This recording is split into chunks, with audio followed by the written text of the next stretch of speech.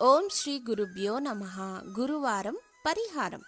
పిల్లల భవిష్యత్తు అభివృద్ధి కోసం పిల్లలతో గణపతి సరస్వతి పూజ, సూర్య నమస్కారం, హయగ్రీవ స్తోత్రాలు చేయిస్తూ ఉండాలి.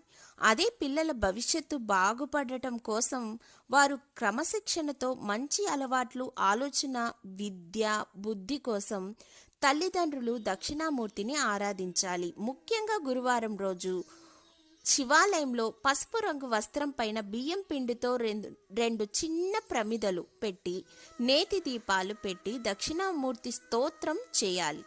నానబెట్టిన పచ్చి శనగలను దండను కట్టి ఆ మూర్తికి వేయాలి.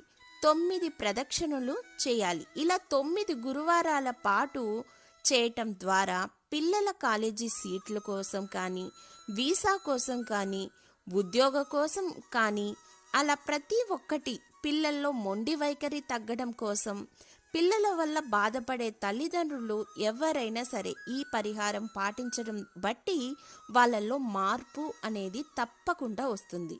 పిల్లల కోసం తల్లి ఈ పూజ చేయవచ్చు.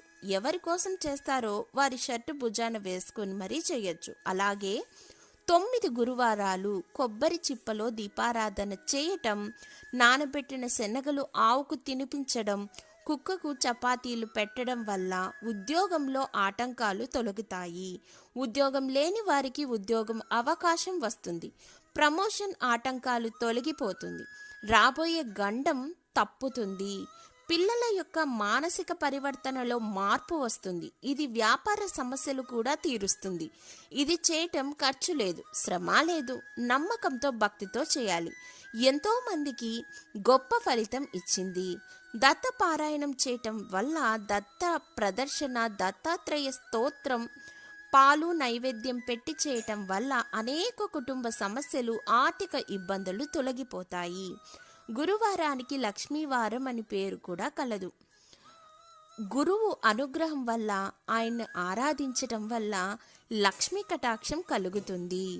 గురువారం గోపూజ విశేష ఫలితాన్ని కూడా ఇస్తుంది.